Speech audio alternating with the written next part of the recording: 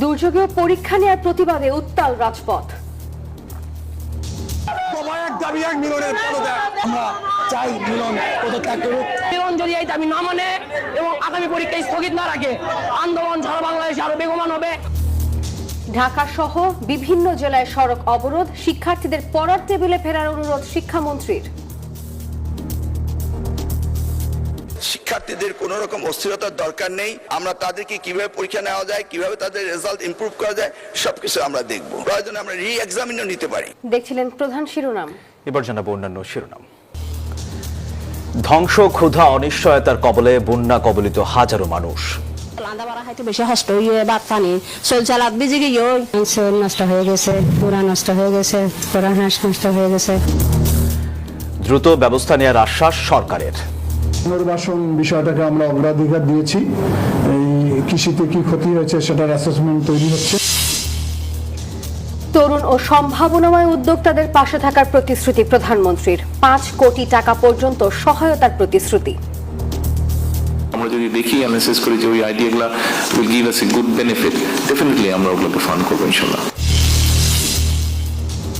শেখ হাসিনা দেশে ফিরলে ন্যায় বিচার নিশ্চিত করা হবে, সরকারের উপর কোনো চাপ নেই জানান ডাক্তার জাহিদ। সিলেটের এমসি কলেজ ছাত্রাবাসে গৃহবধূকে ধর্ষণ মামলার রায়, 1 জনের মৃত্যুদণ্ড, 3 জনের যাবজ্জীবন সাজা। দর্শক, স্বাগত নিউজ 24 সংবাদে। পুরো সংবাদে আপনাদের সাথে আছি আমরা দুজন। আমি সোহাগ বক্স, সঙ্গে আছি আমি নাফিসা হক। আপনারা এতক্ষণ দেখছিলেন বিআরবি কেবলস সংবাদ শিরোনাম। এবারে পুরো খবর। প্রবল বৃষ্টি আর জলাবদ্ধতার মধ্যে এইচএসসি পরীক্ষা নেওয়ার প্রতিবাদে রাজধানীর সায়েন্স ল্যাব, উত্তরা সহ বিভিন্ন জায়গায় সড়ক অবরোধ করে বিক্ষোভ করেছে শিক্ষার্থীরা। অবিলম্বে শিক্ষামন্ত্রীর পদত্যাগ, পরীক্ষা না দিতে পারাদের পরীক্ষায় বসার সুযোগ দেয়া এবং জলাবদ্ধতা না কমা পর্যন্ত পরীক্ষা পেছানোর দাবি জানিয়েছে তারা। সড়ক অবরোধের কারণে রাজধানীর বিভিন্ন এলাকায় দেখা দিয়েছে তীব্র যানজট।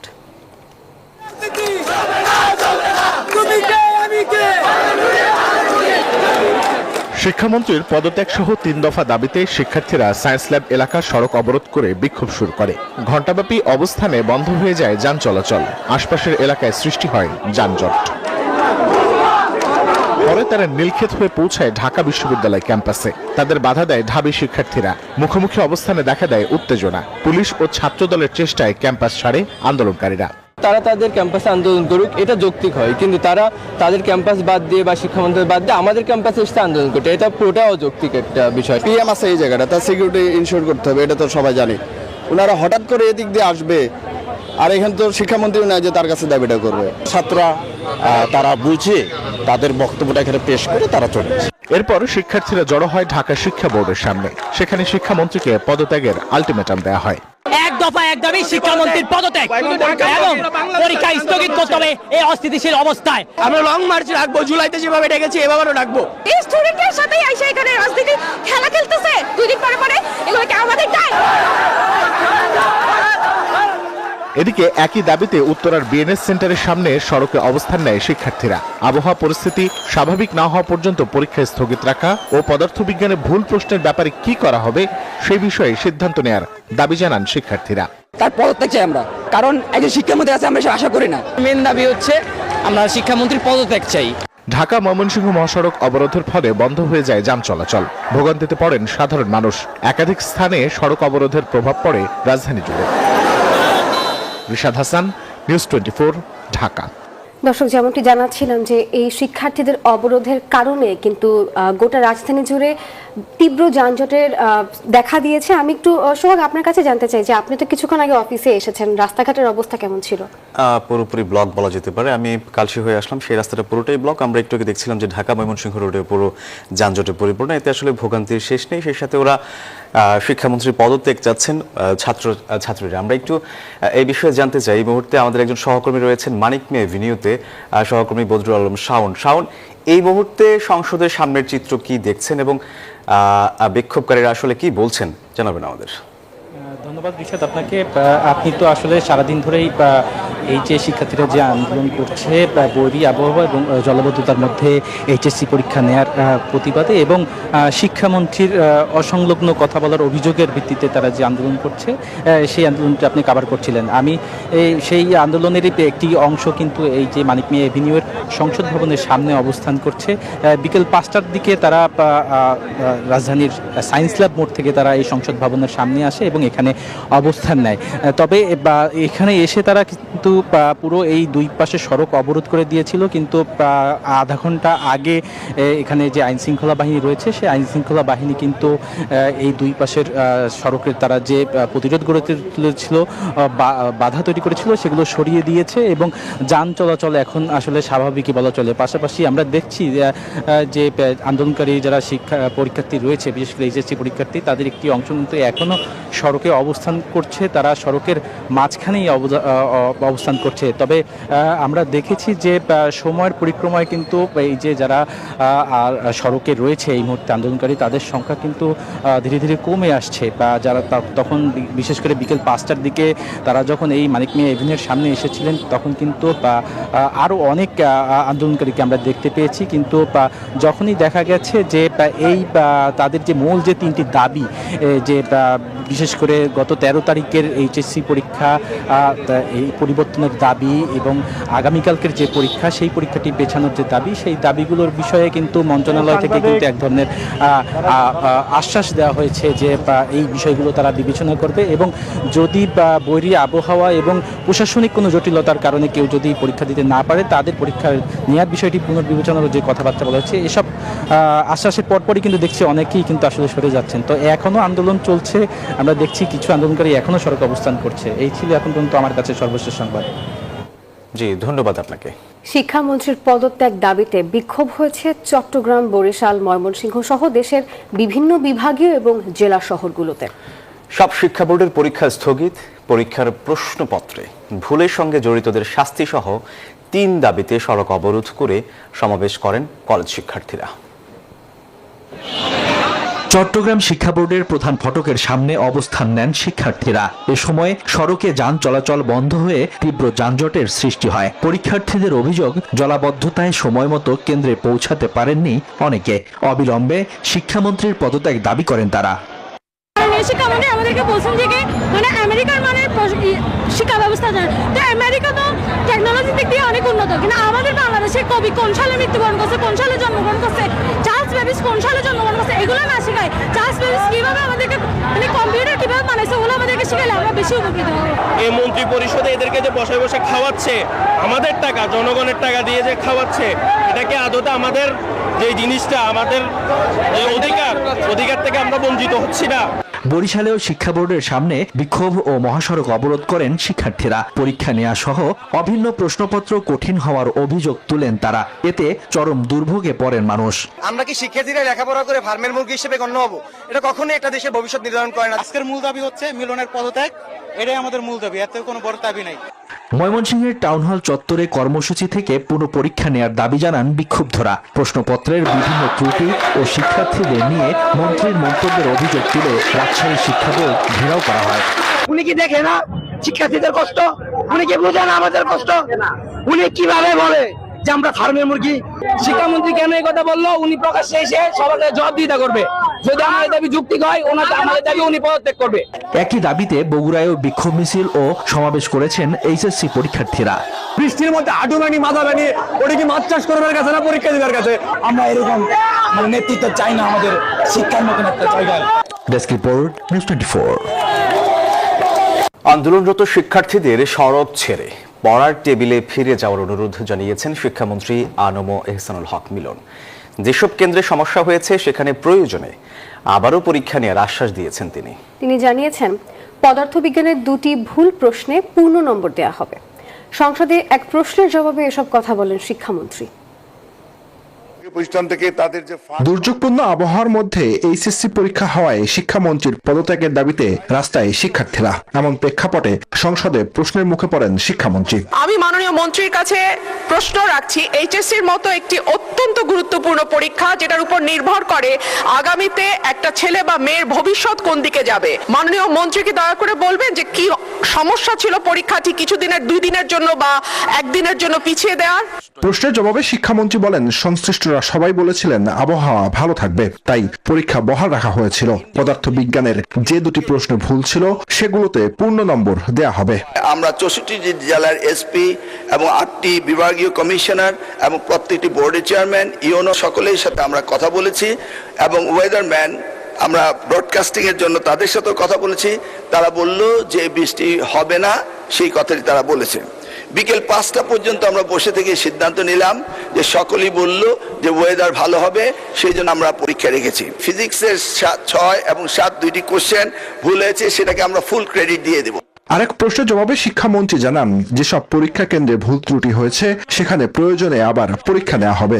যদি কোথাও আমাদের প্রশাসনের দুর্বলতার কারণে কোনো শিক্ষা প্রতিষ্ঠানে পানি ওঠার পর যদি পরীক্ষা না দিতে পেরে থাকে, এই জরিপটা আমাদের কাছে আসার পরে আমরা সেইভাবে প্রয়োজনে আমরা রি-এক্সামিনও নিতে পারি। সেই জন্যই আবার অনুরোধ করব, শিক্ষার্থীরা যার যার পড়ার টেবিলে ফিরে যাক। আমরাই উদ্বিগ্ন তাদের চেয়ে বেশি কিভাবে তাদেরকে আমরা পরীক্ষা সঠিকভাবে নেব। আগামী বছর থেকে এইচএসসি পরীক্ষা ডিসেম্বর বা জানুয়ারি মাসে নেওয়ার পরিকল্পনা সরকারের রয়েছে বলেও জানান শিক্ষামন্ত্রী। বিদ্যালয় নেই। জুবাইর সানি, নিউজ 24, ঢাকা। দেশের সম্ভাবনাময় উদ্যোক্তাদের 5 লাখ থেকে 5 কোটি টাকা পর্যন্ত আর্থিক সহায়তা দেবে সরকার। আইসিটি বিভাগের 500 কোটি টাকার স্টার্টআপ তহবিল থেকে দেয়া হবে এই অর্থ। সকালে ঢাকা বিশ্ববিদ্যালয়ে এক অনুষ্ঠানে এই ঘোষণা দেন প্রধানমন্ত্রী তারেক রহমান। তিনি জানান, জামানতবিহীন এই অর্থায়নের জন্য কাজ করবে একটি সম্পূর্ণ নিরপেক্ষ কমিটি। তারুণ্য, স্টার্টআপ ও সম্ভাবনা বাংলাদেশ এই শিরোনামে ঢাকা বিশ্ববিদ্যালয়ের নবাব আলী চৌধুরী সিনেট ভবনে আয়োজন করা হয় বিশেষ এই অনুষ্ঠান। ঢাকা বিশ্ববিদ্যালয়ের সহযোগিতায় তথ্য ও যোগাযোগ প্রযুক্তি বিভাগ আয়োজিত এই অনুষ্ঠানে প্রধান অতিথি ছিলেন প্রধানমন্ত্রী তারেক রহমান। ভূমিকা পালন করছে। অনুষ্ঠানে প্রধানমন্ত্রী জাতীয় স্টার্টআপ ও উদ্যোক্তা প্ল্যাটফর্মের আনুষ্ঠানিক উদ্বোধন করেন। ঘোষণা দেন তরুণ উদ্যোক্তাদের তহবিল সরবরাহের। এন্টারপ্রেনার যদি কোনো নতুন আইডিয়া নিয়ে আসে এবং আমরা যদি দেখি অ্যানালাইসিস করি যে ওই আইডিয়াগুলো will give us a good benefit, definitely আমরা ওগুলোকে ফান্ড করবো ইনশাল্লাহ। আমরা 5 লাখ টাকা থেকে 5 কোটি টাকা পর্যন্ত একজন স্টার্টআপ যে উদ্যোক্তা তাকে আমরা সহায়তার চেষ্টা করব। উদ্বোধনী অনুষ্ঠানে ঢাকা বিশ্ববিদ্যালয়ের শিক্ষার্থীদের বিভিন্ন প্রশ্নের সরাসরি জবাব দেন প্রধানমন্ত্রী। জানান, সরকারি অর্থে শতভাগ জবাবদিহিতা নিশ্চিত করেই এই তহবিল পরিচালিত হবে। আমার সরকারের অবস্থান থেকে আমি বলতে পারি, আমরা আছি আপনাদের সাথে, আপনাদেরকে হেল্প করার জন্য, আপনাদেরকে পথ দেখানোর জন্য, আপনাদের পাশে দাঁড়ানোর জন্য আমরা আছি। কতটুকু পারবো আমি জানি না, বাট আমরা আছি। নতুন উদ্বোধন হওয়া জাতীয় স্টার্টআপ প্ল্যাটফর্মটি উদ্যোক্তাদের জন্য একটি কেন্দ্রীয় ডিজিটাল লঞ্চপ্যাড হিসেবে কাজ করবে। এখন থেকে সরকারি সহায়তা, আবেদন প্রক্রিয়া, প্রশিক্ষণ, মেন্টরিং ও বিনিয়োগের সব সুবিধা এক ছাতার নিচে পাবেন তরুণরা। আপনার এই প্রশ্নের উত্তরটা আল মোহাইমিনুল খান, নিউজ 24, ঢাকা। বন্যার পানি ধীরে ধীরে নামছে, কিন্তু রেখে যাচ্ছে ধ্বংসস্তূপ, ক্ষুধা আর অনিশ্চয়তার দীর্ঘশ্বাস। কক্সবাজারের চকরিয়া, রামু, লামা এবং তার আশেপাশের অনেক এলাকায় এখনো ঘরে ফিরতে পারছেন না হাজারো মানুষ। আর যারা ফিরেছেন তাদের ঘরে নেই থাকার মতো পরিবেশ, নেই রান্নার ব্যবস্থা, নেই জীবিকা। পানির সঙ্গে যেন ভেসে গেছে মানুষের বহু বছরের সঞ্চয়। দর্শক, মেহেদী হাসান সুমনের ক্যামেরায় নাইম আল জিকুর রিপোর্ট। পানি নেমেছে, কিন্তু উঠানে জমে আছে পুরু কাদা। চোখে পড়ে ভেঙে পড়া ঘর, নষ্ট হয়ে যাওয়া আসবাব, ভেসে যাওয়া ধান চাল আর স্মৃতির শেষ চিহ্ন।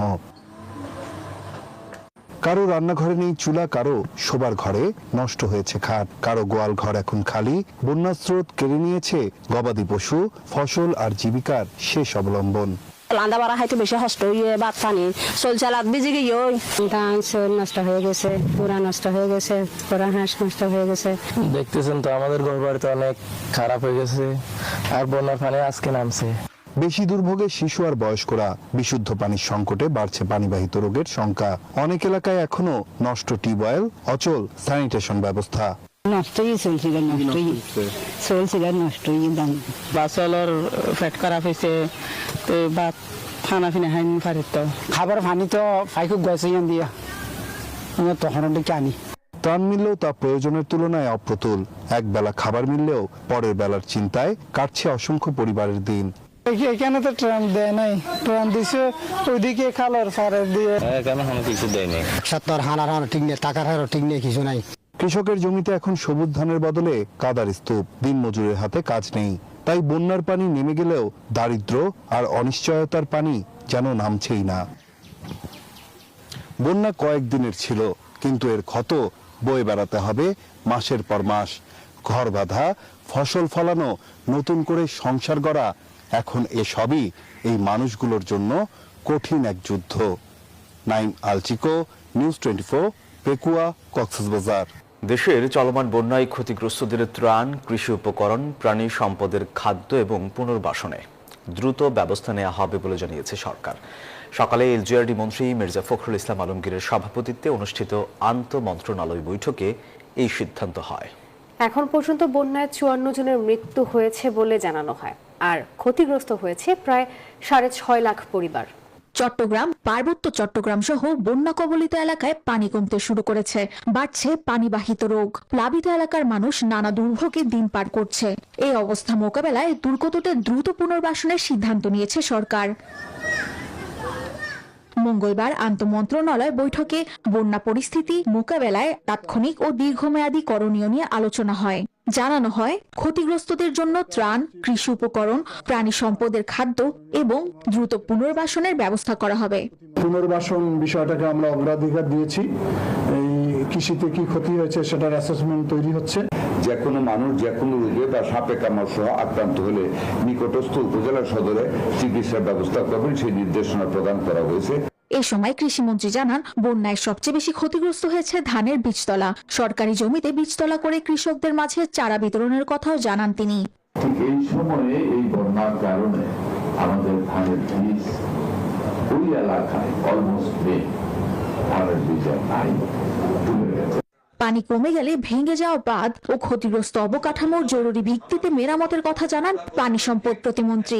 যেসব এলাকায় বন্যা হয়েছে, বাঁধ ভেঙে গেছেন, সেসব এলাকায় তারা যেন সার্বক্ষণিকভাবে সেখানে বাঁধগুলো পুনর্নির্মাণ এবং জরুরি ভিত্তিতে কিছু কাজ থাকে, সেই কাজগুলো আমরা করার নির্দেশনা দিয়েছি। বন্যা শেষ হলে ক্ষয়ক্ষতির পূর্ণাঙ্গ হিসাব শেষে সবাইকে পুনর্বাসন করার আশ্বাস আসে সরকারের পক্ষ থেকে। Desk report, news 24। Sheikh Hasina দেশে ফিরলে তার ন্যায় বিচার পাওয়া নিশ্চিত করবে সরকার, এমনটাই জানিয়েছেন প্রধানমন্ত্রীর তথ্য উপদেষ্টা জাহিদুর রহমান। সচিবালয় ব্রিফিংয়ে তিনি বলেন, প্রত্যর্পণ চুক্তির মাধ্যমে তাকে ফেরানোর চেষ্টা চলছে। শেখ হাসিনার ফেরার ঘোষণা সরকারের উপর ভূ রাজনৈতিক কোনো চাপ তৈরি করছে না বলেও তিনি জানান।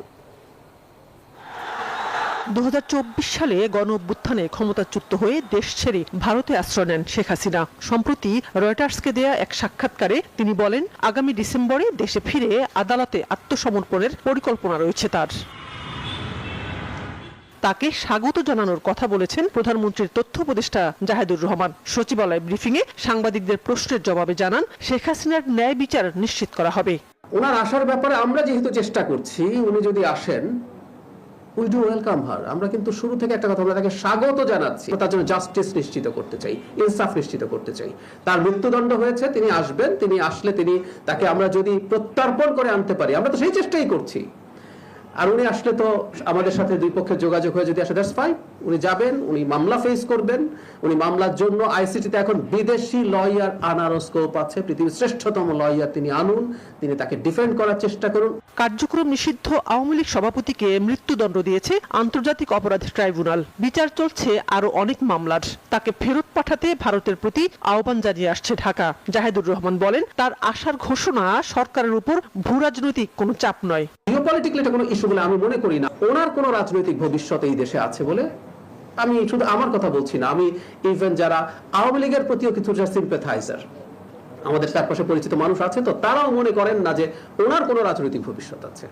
তো এইটাই আর কি। সুতরাং এটাকে আমি কোনো চাপ বা কোনো প্রবলেমের কিছু বলে মনে করি না।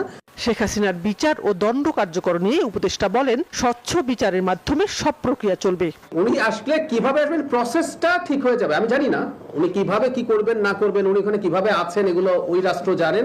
উনি যদি আসতে চান, ওই রাষ্ট্র আমাদের রাষ্ট্রের সাথে কথাবার্তা বলে ব্যবস্থা করবেন। শানাজি আসমিন, নিউজ 24, ঢাকা। সিলেটের এমসি কলেজ ছাত্রাবাসে গৃহবধূকে সংঘবদ্ধ ধর্ষণ মামলায় একজনকে মৃত্যুদণ্ড এবং 3 জনকে যাবজ্জীবন কারাদণ্ড দিয়েছে আদালত। আর দণ্ডপ্রাপ্তরা সবাই নিষিদ্ধ ছাত্রলীগের নেতাকর্মী। খালাস পেয়েছেন 4 আসামি। রায়ে রাষ্ট্রপক্ষের আইনজীবী সন্তোষ জানালেও উচ্চ আদালতে যেতে চান বাদী পক্ষের আইনজীবীরা। নাজাত আহমেদ পুর কায়েস্তের তথ্য, ছবিতে ডেস্ক রিপোর্ট। 2020 সালের 25 সেপ্টেম্বর সিলেটের এমসি কলেজ ছাত্রাবাসে স্বামীর সঙ্গে ঘুরতে গিয়ে সংঘবদ্ধ ধর্ষণের শিকার হন এক গৃহবধূ। এ ঘটনায় 6 জনের নাম উল্লেখ করে এবং অজ্ঞাতনামা আরো 2 জনকে আসামি করে মামলা দায়ের করা হয়। দীর্ঘ 6 বছর পর বহুল আলোচিত এই মামলার রায় দেন আদালত। মঙ্গলবার দুপুরে সিলেটের দ্রুত বিচার ট্রাইব্যুনালের বিচারক স্বপন কুমার সরকার 91 পৃষ্ঠার রায় পড়ে শোনান।